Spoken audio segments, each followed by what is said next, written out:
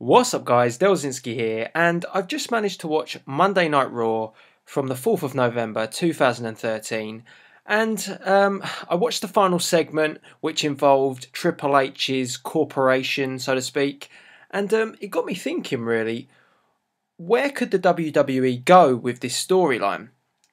Obviously now with the introduction of Corporate Kane, it sort of adds a bit of a new dimension to this faction. Now, what I was thinking was, obviously Randy Orton is the WWE Champion, Triple H is the COO of the WWE, so it reminds me a bit of when back in the day Vince built his corporation with The Rock as the corporate champ, and obviously that sort of era we had the fact that Vince began a feud with The Undertaker.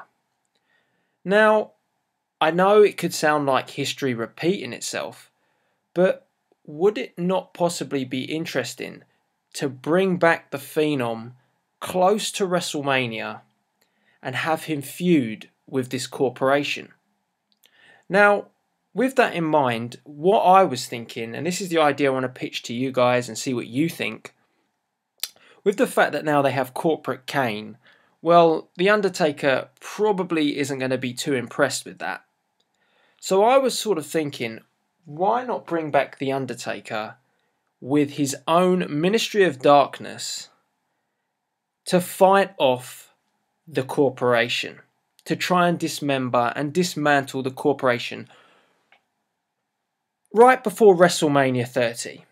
This could then lead into a match which would involve either the corporation or maybe Randy Orton for the WWE Championship, or maybe it would be a fight between The Undertaker and Kane.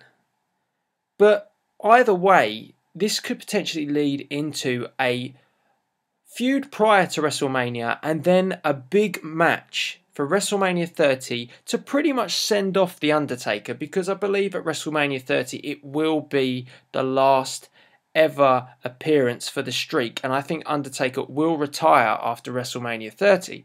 So I think to involve Taker in a huge storyline which would involve this corporation that Triple H has assembled could really work nicely.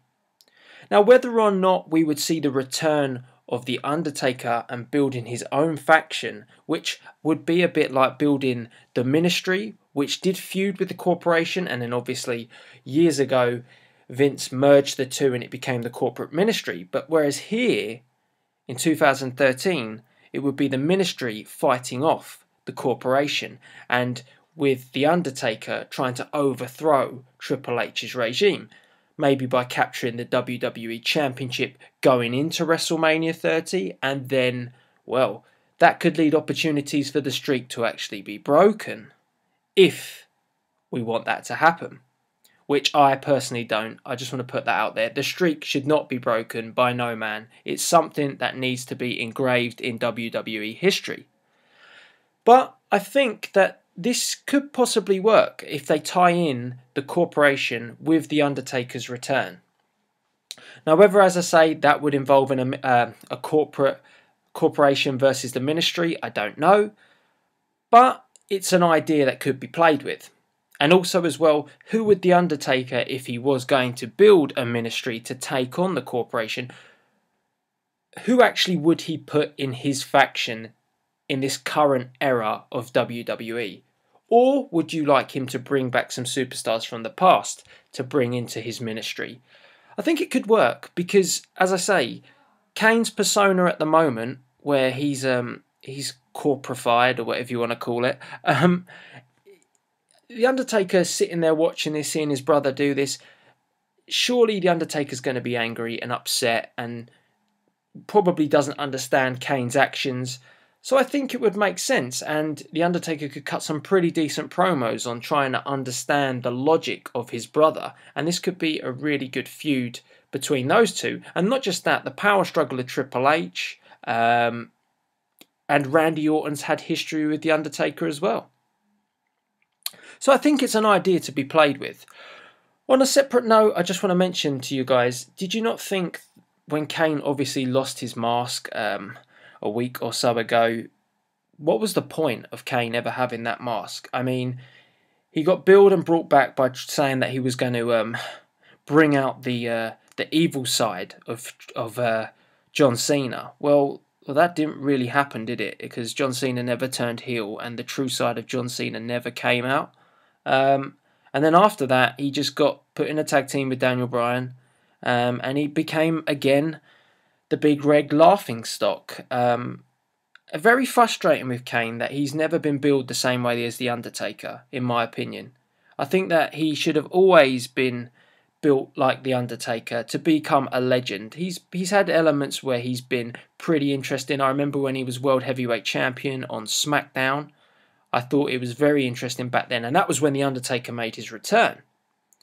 But ever since then, I mean, when he got his mask back, I thought there was going to be potential with the new look, but they just failed to utilise him again and made him a laughing stock.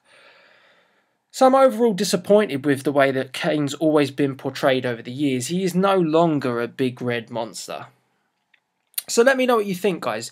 Do you think there's room to bring back The Undertaker with his own ministry? Would you like to see The Undertaker in a feud going in with the corporation which builds to WrestleMania 30 and the final match of the streak? And what are your views on Corporate Kane? Is Corporate Kane best for business? I don't know, but Kane in the past has not been best for business because they've made him a joke. So I can see they're trying to revitalise the character. Let's see how they go. But it'd be interesting if The Undertaker does show his face and gets involved against the corporation. I actually think that could be best for business, particularly for WrestleMania 30. And it would eliminate any chance of John Cena breaking the streak. So guys, let me know what you think. It's a concept, it's an idea, I want to put it out there. As I say, I watched Raw and I thought with the corporation being built up, how about bringing back the ministry? Let me know what you think in the comments box below. As per usual, please rate, comment and subscribe. And this is Delzinski, signing out.